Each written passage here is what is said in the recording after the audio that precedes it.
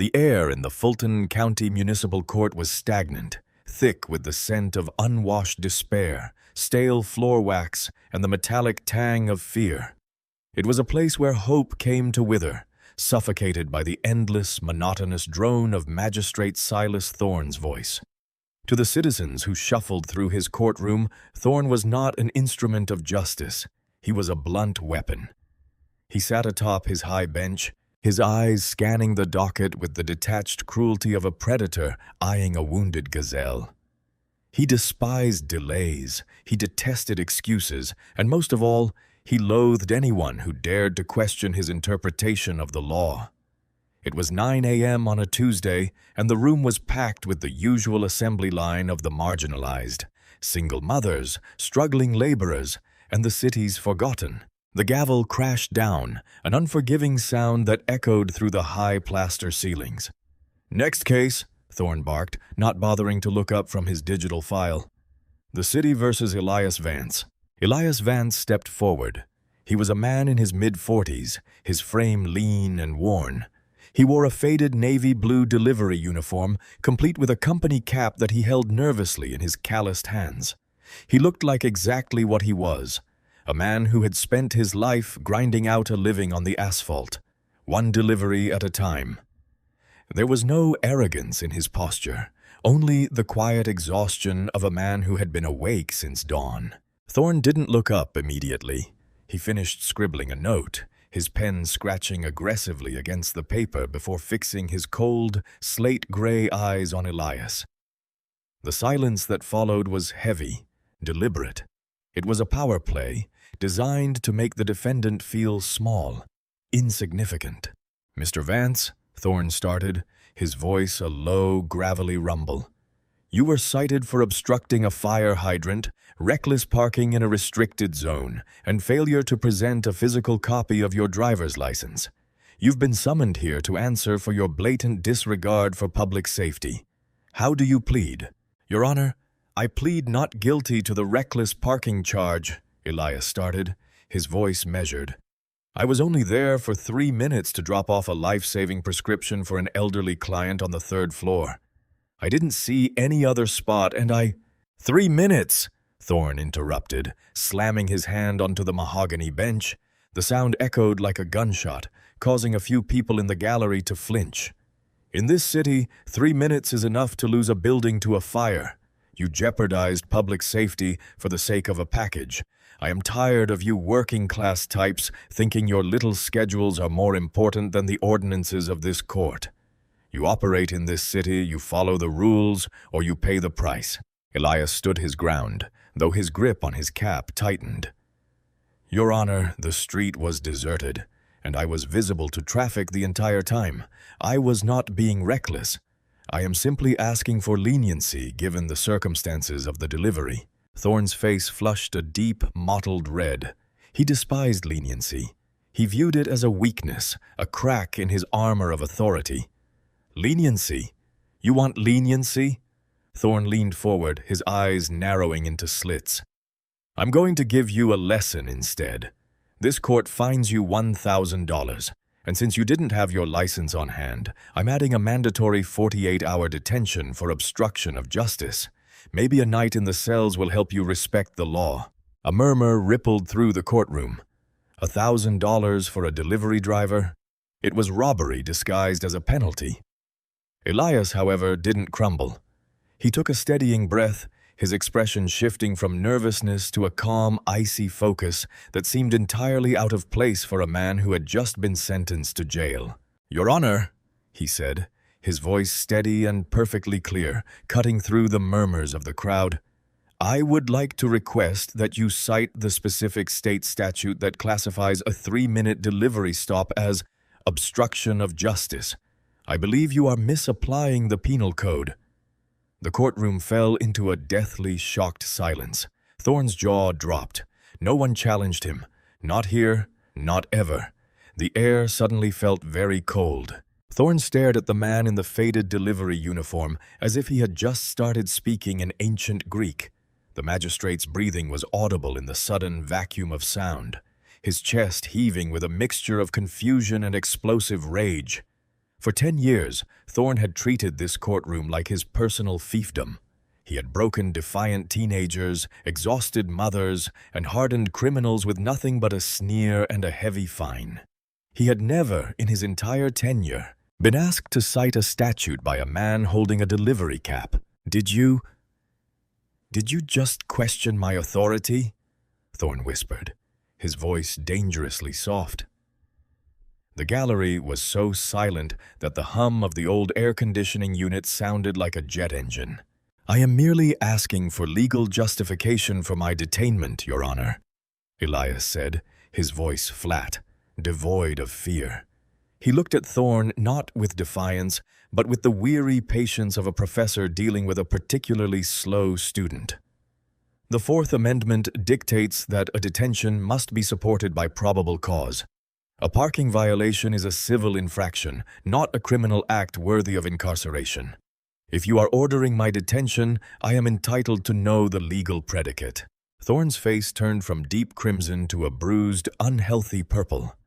He was a man who lived and died by the belief that power was the ability to crush those beneath you without consequence. He felt his ego bruising, and he reacted the only way he knew how, with maximum force. "You want legal justification?" Thorne laughed, a short, jagged sound that lacked any mirth. "My justification is that you are in contempt of court. You are currently obstructing the flow of justice by wasting my time with your pseudo-legal posturing. Bailiff, get this man out of my sight.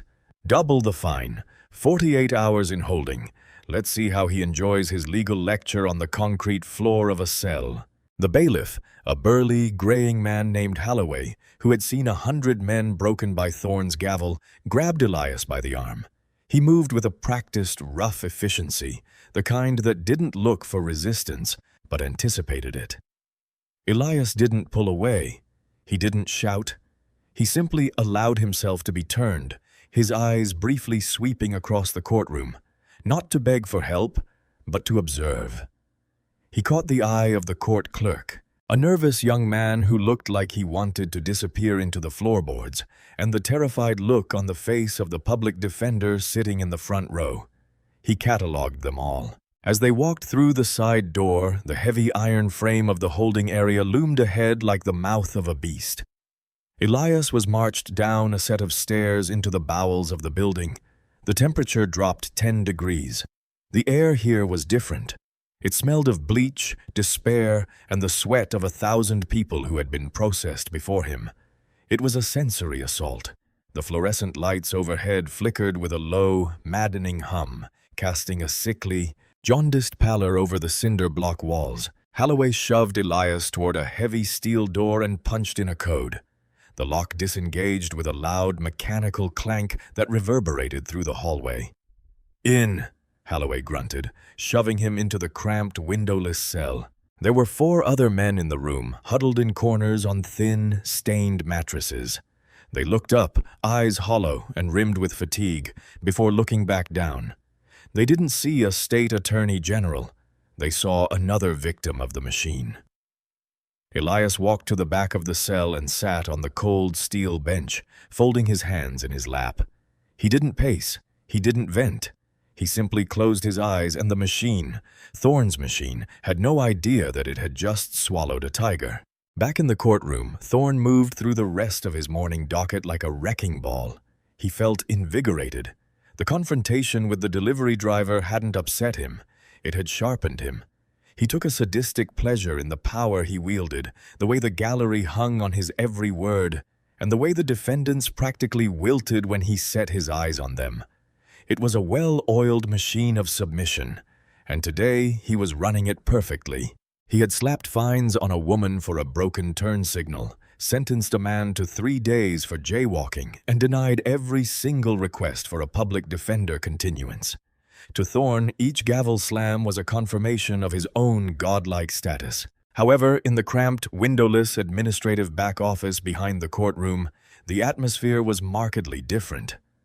David, the young clerk who had been responsible for logging Elias Vance into the county system, was staring at his computer monitor as if it had suddenly begun to bleed. He had been trying to finalize the booking forms for the contempt charge, a routine task that usually took 30 seconds. He had entered Elias Vance's information into the National Crime Information Center, NCIC database, expecting the usual confirmation screen. Instead, the screen had gone dark for a second, then blinked an alarming crimson-red banner across the top. David blinked, thinking it was a glitch. He retyped the name. The screen flickered and then displayed a message that sent a jolt of pure ice down his spine. "What on earth?" David whispered, his fingers hovering trembling over the keyboard.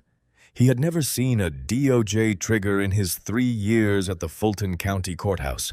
This was supposed to be a petty traffic docket, not a federal investigation. He tried to pull up the intake records for the other inmates, but the screen was unresponsive, locked tight by a firewall he didn't recognize. His heart began to hammer against his ribs. He knew what happened when federal authorities got involved in local municipal courts. It usually meant subpoenas, investigations, and, more often than not, the end of careers. He grabbed the internal phone to call the chief judge's office, but the line was dead. He looked at the intake form he had filled out for Elias Vance, the delivery driver. He looked at the ID he had scanned. It was legitimate, a standard Georgia driver's license, but now, the digital footprint attached to the name was throwing flags that looked like they belonged in a spy thriller. Meanwhile, back on the bench, Thorne was feeling exceptionally generous with his own power. He peered over his spectacles at the clock on the wall, checking the time.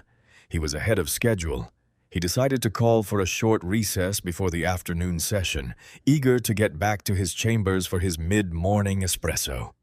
He stood up, smoothing his robe, and glanced toward the back office where David was supposed to be finalizing the morning's paperwork.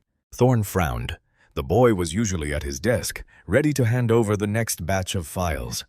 He marched toward the administrative office, his heavy footsteps echoing on the hardwood floor. He pushed open the door without knocking, a habit born of absolute entitlement. "David, why are the intake files not on my desk?" Thorne demanded, his voice booming into the small room. He stopped short when he saw the clerk. David was pale, his hands shaking, his eyes wide with a look of pure, unadulterated terror. He was staring at the red banner on his screen, his mouth agape. I can't, sir," David stammered, pointing at the monitor. "The system. It's locked, and it's not a glitch. It's federal, Judge. It's federal." Thorne didn't even glance at the screen. He scoffed, his annoyance radiating like heat. "It's a glitch in the software, you idiot. Call the IT department. Don't waste my time with technical incompetence. I expect those files on my desk in 5 minutes, or you'll be the one finding yourself in a holding cell." He turned on his heel, leaving David trembling in the silence of the office, the ominous red banner glowing like a warning light in the dim room. Thorne walked back toward his chambers, not realizing that the silence in the courthouse was beginning to feel less like order, and more like the calm before a catastrophic storm. Thorne sat in his chambers, the silence of the room, usually a comfort, a sanctuary of control, now felt heavy, almost oppressive.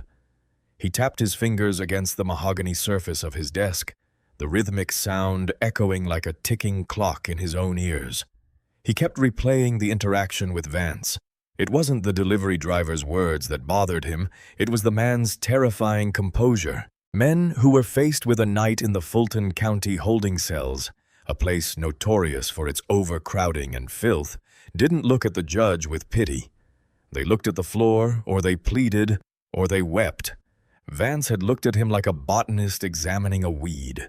He pushed the thought aside, taking a long, sharp sip of his espresso. It was just an arrogant nobody, a delivery driver who probably read one too many conspiracy forums on the internet. He was used to dealing with people who thought they knew the law because they had access to Google. They were always the same, defiant at first, then hollowed out by the sheer grinding reality of the system once the holding cell doors locked. A sharp, panicked knock on the chamber door shattered his thoughts. Thorne didn't look up. I told you to fix the paperwork, David. Why are you back here? The door swung open, and David didn't wait for permission. The young clerk was bordering on hyperventilation. His tie was askew, and he was clutching his tablet as if it were a life raft. Judge, you have to see this. I couldn't fix it. I tried to override the file, but the system, it didn't just lock me out. It sent an alert. Thorne stood up, his face reddening. I don't care about the damn system, David. Clear the docket. If the file is locked, clear it and start a new intake form. Stop being incompetent. I can't, sir. David's voice cracked, high and thin. I tried to force a new entry, and the NCIC database just sent an automated response to the Chief Judge's office. They're downstairs. They're on the phone, and they're asking for the direct line to your chambers.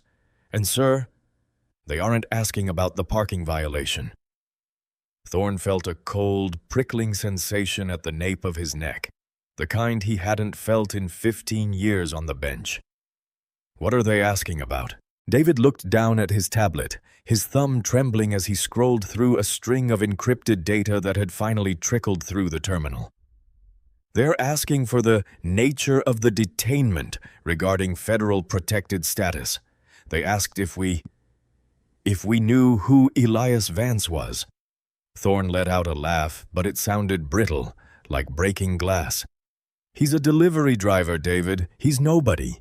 Tell them he's a nobody and get back to work.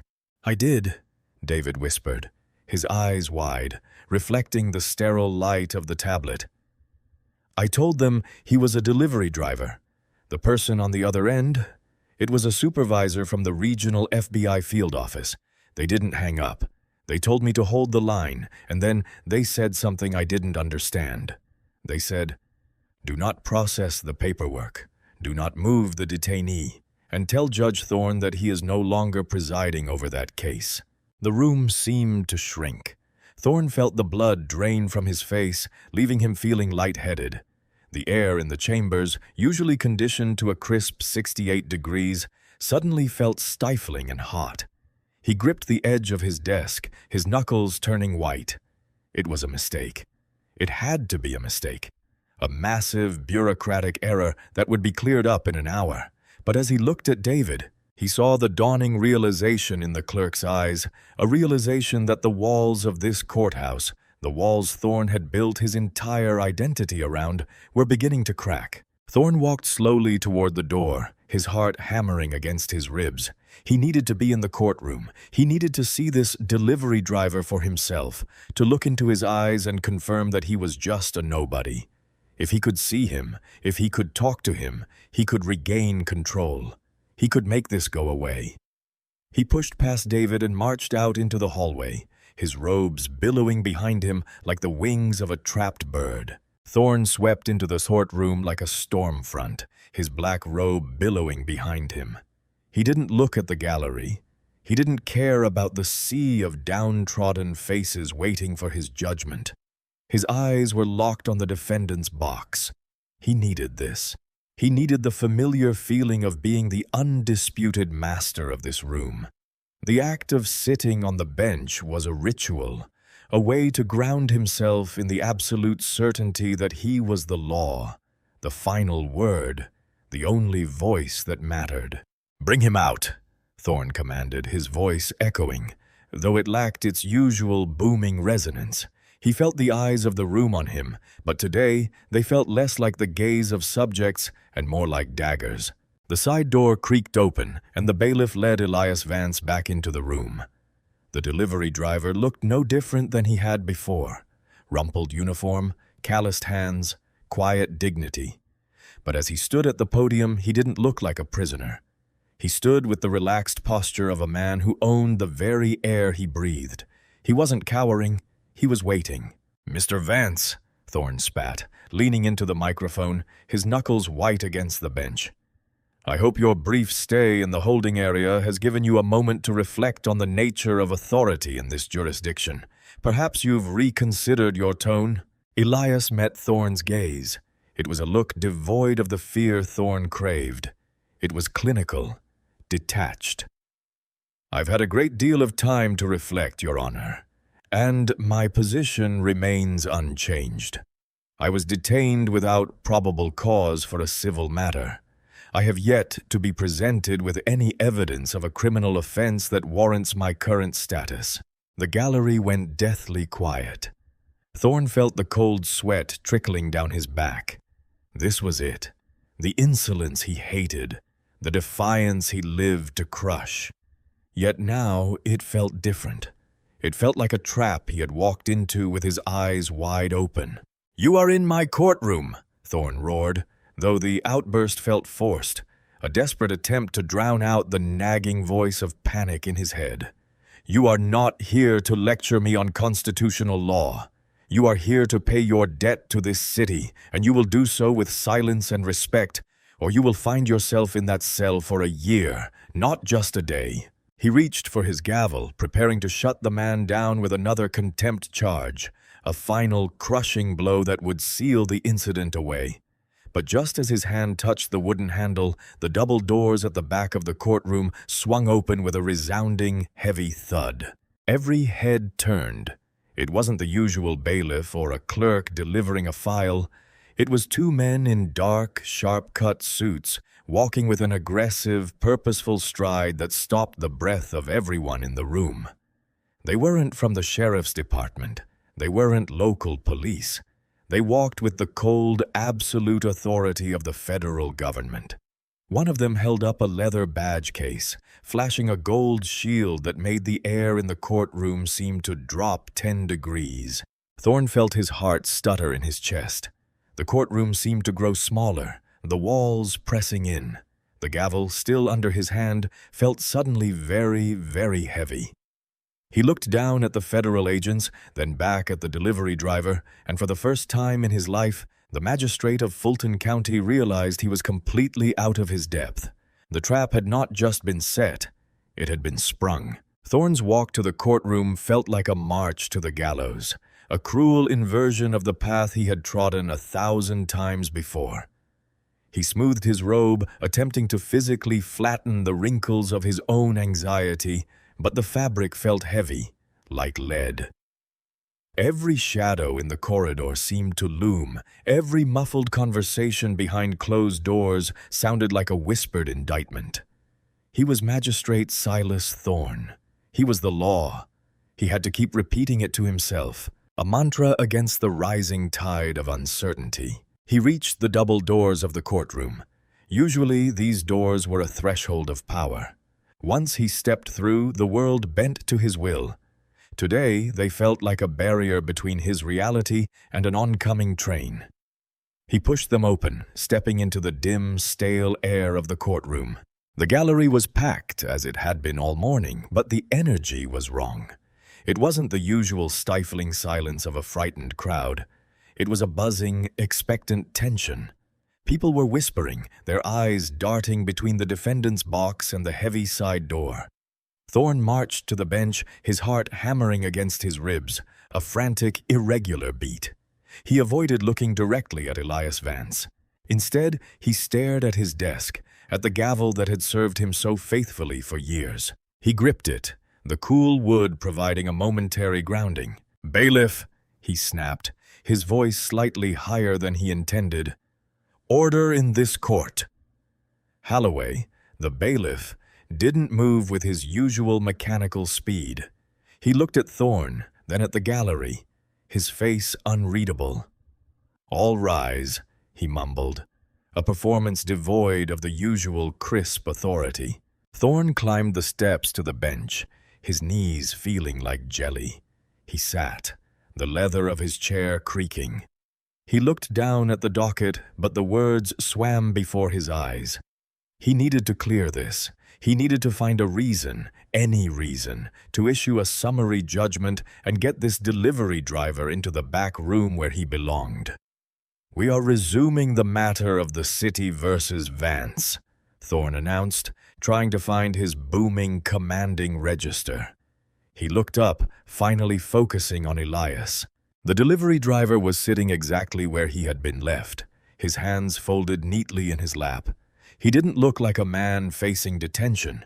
He looked like a man who was watching a show he had already seen the ending to. Thorne expected defiance. He expected anger. He expected the man to beg for mercy. But Elias simply stared back, a faint, chilling smile playing on his lips. It was the smile of a predator that had just realized its prey had walked into the dead end of a canyon. "Mr. Vance," Thorne said, his voice trembling slightly despite his best efforts, "I trust your time in the holding cell has clarified your position regarding the court's authority." "Not at all, Your Honor," Elias replied, his voice calm, ringing through the room with a clarity that silenced the gallery completely. "In fact, it has done the exact opposite. My time in that cell has only served to confirm exactly what kind of justice you dispense here, Magistrate." Thorne felt his stomach drop. The air in the courtroom, once his to control, now felt like it belonged to someone else. The room was no longer his. He was just a man in a robe, and the stage was about to collapse. Thorne's breath hitched as the two men in sharp suits stopped directly in front of his bench, effectively cutting off his view of the gallery. They didn't bow, they didn't nod, and they certainly didn't wait for his permission to speak. The courtroom, which usually felt like the center of his universe, suddenly felt like a cage he had locked himself into. "Magistrate Thorne," the taller agent said, his voice clipped and devoid of any respect for the title. He held up a credential folder, snapping it open to reveal a badge that wasn't from the city or the county. It was federal. "We are here on behalf of the Department of Justice, Special Investigations Unit." Thorne felt a bead of sweat roll down his temple, itching his skin, but he was too paralyzed to wipe it away. This is an active courtroom," Thorne stammered, his voice lacking its usual thunder. "You are in contempt. I will have you removed." The second agent, a woman with eyes as cold as flint, didn't even blink. She reached into her briefcase and produced a single, crisp document, placing it on the bench in front of Thorne. It wasn't a subpoena. It was a summary suspension order, signed by the Chief Justice of the State Supreme Court, countersigned by the U.S. Attorney's Office. "You are not holding court today, Magistrate," the agent said. "You are the subject of an inquiry regarding the systemic violation of civil rights and the extortion of public funds. Under federal mandate, you are to vacate this bench immediately." Thorne stared at the paper. The ink seemed to dance before his eyes. He looked at the gallery, expecting his usual cronies, his staff, or even the public to be confused.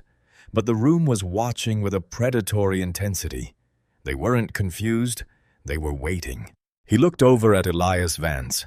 The delivery driver, the nobody, was still sitting in the defendant's chair, but he was no longer slouching. He had straightened his posture. He leaned forward, elbows on his knees, and looked directly up at the bench. There was no fear in his eyes. There was only a calm, terrifying intelligence. "You asked for the statute, Judge," Elias said, his voice carrying clearly to every corner of the room. "You asked for the authority behind the law you claim to uphold. I am the Attorney General of this state, and today I am not here to deliver a package. I am here to deliver the law you've forgotten." The silence shattered. A gasp erupted from the gallery, a sound of collective shock, and, beneath it, a growing, dangerous thrill of vindication. Thorne felt the gavel slip from his numb fingers, clattering loudly against the wood, a hollow, pathetic sound that marked the end of his empire. The weight of the robe, once a symbol of his power, now felt like a shroud. He stood there, exposed, stripped of his title, his influence, and his safety, watching as the man he had sentenced to a cell stood up, smoothed his uniform, and began to walk toward the bench, not as a defendant, but as the executioner of his career. Thorne stood there, his hands still hovering over the mahogany as if he could magically will the agents away by maintaining his grip on the wood. But the desk didn't offer safety anymore. It felt like a life raft in a hurricane, sinking beneath him. The female agent took a step forward, her presence absolute. She didn't raise her voice, but it carried to every corner of the room with the precision of a scalpel. Magistrate Thorne, I suggest you step away from the bench. Your presence here is no longer recognized by this court. Thorne's throat felt like it was filled with dry sand. You can't just walk in here and take over, he stammered, his eyes darting to the gallery. Usually there would be a thick hush of terror, the kind of silence that fed his ego. Now there was a low, electric hum of activity. Someone in the back row was holding a phone up, recording. The realization hit him like a physical blow. His disgrace was being broadcasted. The Maximum Haze brand, built on fear and intimidation, was dissolving in real time before an audience that had been waiting for this moment for years. Elias Vance, the man who had been sitting in the defendant's chair moments ago, stood up. He didn't look at Thorne with malice. He looked at him with the cold, sterile pity one might reserve for a wounded animal that needed to be put down. He walked to the center of the courtroom floor, his movements effortless, regal. He wasn't the delivery driver anymore. The faded uniform remained, but the man had been replaced by the unwavering authority of the Attorney General. "It's over, Leonard," Vance said. The use of his first name, spoken with such casual disdain, seemed to shrink Thorne more than any shout could have. Vance held up a thick black leather folder, the same one that had seemed to appear in his hands as if conjured from thin air. 6 months of investigation. 6 months of watching you build this extortion ring, preying on the most vulnerable citizens of this county. Did you really think you were the only one watching the docket? Thorne lunged toward the folder, a desperate, irrational impulse to grab the evidence of his own crimes. But the male agent blocked his path, a hand resting firmly on Thorne's shoulder. It wasn't a violent gesture, but it held the immovable weight of the federal government. Thorne crumpled. He sank back into his high-backed leather chair, the fabric creaking under the weight of his sudden, immense loss of spirit.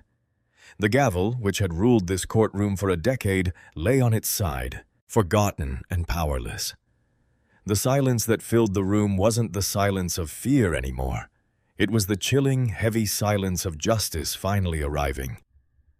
For Silas Thorne, the sound of his own career ending was deafening. Thorne stared at his hands. They were shaking violently.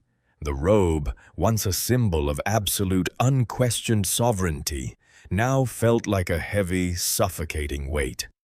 He reached up and fumbled with the clasp, his fingers clumsy and numb. He was Magistrate Silas Thorne. He couldn't be finished. Not like this. Not by a man who had walked in wearing a delivery driver's uniform. The taller agent stepped up onto the dais, his presence effectively erasing any doubt about who was in charge. "Magistrate Thorne," he said, his voice clipped and echoing through the stunned silence of the room. "Please remove your vestments. You are to remain seated until you are processed by federal marshals." Thorne looked at the gallery. The people who, just an hour ago, would have lowered their eyes in fear, now stared at him with cold, hard curiosity. There was no pity. There was only the quiet, simmering satisfaction of a public watching a tyrant finally tumble. Thorne's gaze caught the eyes of the young mother he had found earlier that morning. She wasn't weeping anymore. She was sitting up straight, her expression a mask of hardened triumph. That was the moment Thorne truly understood. His power had never been real. It was only ever granted to him by their fear, and in an instant, that fear had evaporated. "You have no right," Thorne managed to whisper, though it sounded pathetic even to his own ears. "We have every right," the female agent replied. She leaned in, her voice low and dangerous. "Your entire docket for the last 3 years is currently being seized and audited. Every fine, every bail amount, every contempt charge, all of it. We have enough to keep you occupied for the rest of your natural life." The two agents moved with practiced grace, pulling Thorne from his seat. As he stood, he stumbled, his legs refusing to support the weight of his own sudden disgrace. He looked toward the defendant's box, hoping to find some shred of support among his clerks or the bailiffs, but they were already retreating, desperate to distance themselves from the radioactive wreckage of his career. Elias Vance, no, the Attorney General, didn't even glance at him as he walked past. He was already leaning over the bench, whispering instructions to the court clerk, effectively taking control of the courtroom. The gavel lay on the desk, a silent, discarded relic. Thorne felt the agent's firm grip on his arms as they guided him down from the bench, the very steps he had climbed with such arrogance every morning for a decade. Every step felt like a descent into an abyss. He was no longer the king of Fulton County. He was just another name on a docket, just another file in a system he had helped make cruel. As they led him out the side door, he caught one last look at the courtroom, the light flooding into the room, revealing the dust motes dancing in the air, indifferent to the fall of the man who had thought he was the sun. The courtroom remained suspended in a breathless state of shock. As the federal marshals escorted a physically broken Silas Thorne out the side door, the heavy oak entrance clicked shut, sealing the fate of the man who had long considered himself the absolute monarch of this county. Thorne didn't fight. He didn't protest. The fight had been drained out of him the moment he realized the delivery driver he had mocked was the most powerful legal figure in the state. He shuffled out, his head bowed, his once impeccable robes left in a heap on the mahogany bench, a discarded shell of a man who had traded his integrity for a fleeting sense of superiority. Elias Vance stood by the bench, but the air around him had shifted. He was no longer the defendant in a stained uniform. He was the Attorney General of the state, radiating a quiet, unwavering strength. He turned to the gallery. The faces he saw were not just of people in need of a ruling. They were people who had been systematically dehumanized. "This court has been a place of despair," Vance said, his voice echoing with a profound, resonant authority. "That ends today. To every citizen here who has been subjected to arbitrary fines, excessive bail, and the weaponization of the law, the state hears you. The justice system is not a machine built to crush you. It is a shield meant to protect you. My office is initiating a complete review of every case heard by Magistrate Thorne in the last 3 years. If you have been treated unjustly, you will find redress. The law does not bend for the powerful, and it does not break the vulnerable." A collective sob broke from the back of the room. A single mother, the one fined $500 for a minor registration issue earlier that morning, buried her face in her hands. It wasn't a sound of sorrow. It was the sound of a crushing weight being lifted. The public defender, who had dropped his pen in fear only hours ago, stood up slowly, a look of stunned reverence on his face. Vance signaled to the federal agents who were now cataloging the files on Thorne's desk. "Justice is not a performance," he added, his gaze sweeping the room. "It is a promise, and today that promise is being restored." As Vance turned to leave, the silence finally broke, but not into chaos. It broke into the quiet, steady murmur of people realizing they could breathe again. The courtroom, once a theater of bullying, had become a sanctuary of truth. And though the wheels of the federal investigation would grind on for months, the message was clear. Arrogance, no matter how protected, would always eventually bow before the weight of true, impartial justice.